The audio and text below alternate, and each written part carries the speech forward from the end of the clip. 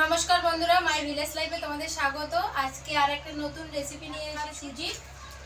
আর নিয়েছি 1 প্যাকেট ইনো, half cup চিনি, সামান্য পরিমাণে লবণ, আর হচ্ছে 1 কাপ দুধ, নিয়েছি জল।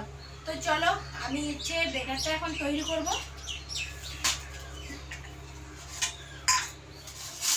আমি 1 কাপ সুজি দিয়ে দিচ্ছি,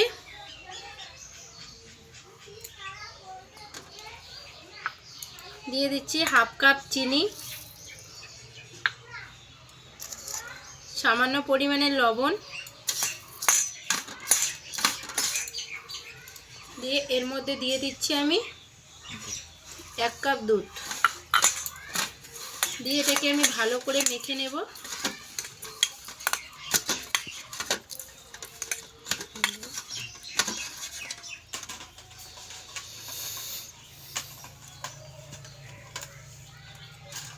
এর মধ্যে আমি সামান্য পরিমাণ জল দিয়ে দেব।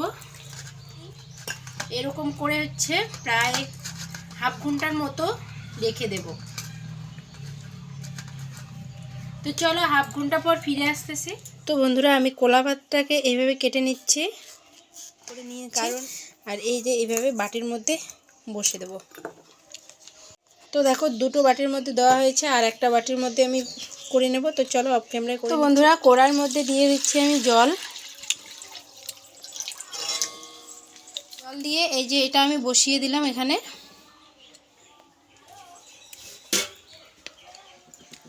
তো হাফ ঘন্টা পর আমি ফিরে এসেছি, আর এই যে দেখো ব্যাটারটা কিন্তু এই যে এরকম হয়েছে,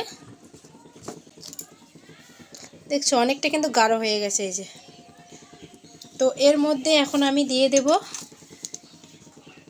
সামান্য পরিমাণ ইনো। সম্পূর্ণটা দেব না, যেহেতু আমি অল্প বানাচ্ছি, তো সেই অনুযায়ী আমি কিন্তু ইনোটা দিয়ে দিচ্ছি।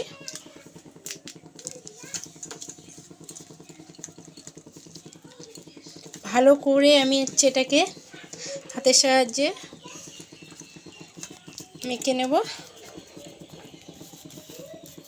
এর মধ্যে দিয়ে দেব এখন সামান্য পরিমাণে সাদা তেল। সাদা তেলটাকে দিয়ে ভালো করে মিশিয়ে নেব আবার। তো বন্ধুরা, আমার ফেটানো হয়ে গেছে, আর এখন আমি এই যে দেখো এগুলাকে এক এক করে বাটির মধ্যে দিয়ে দিই। ফুল বাটি দেব না, হাফ করে দেব।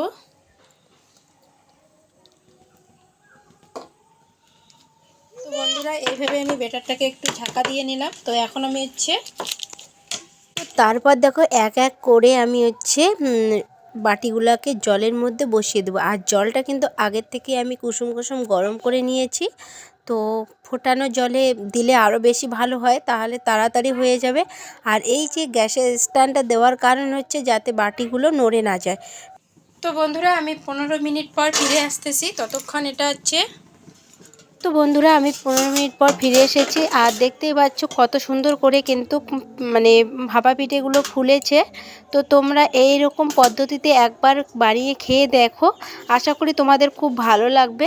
তো আমি এটাকে ঠান্ডা করে নেব 5 মিনিটের জন্য। তো 5 মিনিট পর ফিরে আসতেছি। তো বন্ধুরা, আমি 5 মিনিট পর ফিরে এসেছি। দেখো আমার এগুলা কিন্তু একদম ঠান্ডা হয়ে গেছে, আর কত সুন্দরভাবে দেখো উঠেছে, আর কত সুন্দর হয়েছে। মানে কি বলবো, ভাপা পিঠা তো একদম কেকের মতো হয়ে গেছে ভাপা পিঠাটা, শুধু কালারটাই চেঞ্জ হয়নি। তো এরকম করে একবার ভাপা পিঠা বানিয়ে খেয়ে দেখো, আশা করি ভালো লাগবে। আর তোমরা চাইলেই কিন্তু গুড় দিতে পারো, যেহেতু আমার বাড়িতে গুড় ছিল না, তো সেই কারণে কিন্তু আমি গুড় দেইনি। আর দেখতে পাচ্ছ তো কত সুন্দর করে ফুলেছে পিঠেগুলো। তো কেমন লাগলো আজকে পিঠের রেসিপিটা অবশ্যই কমেন্টে জানাবে। ভালো লাগলে লাইক কমেন্ট শেয়ার করো।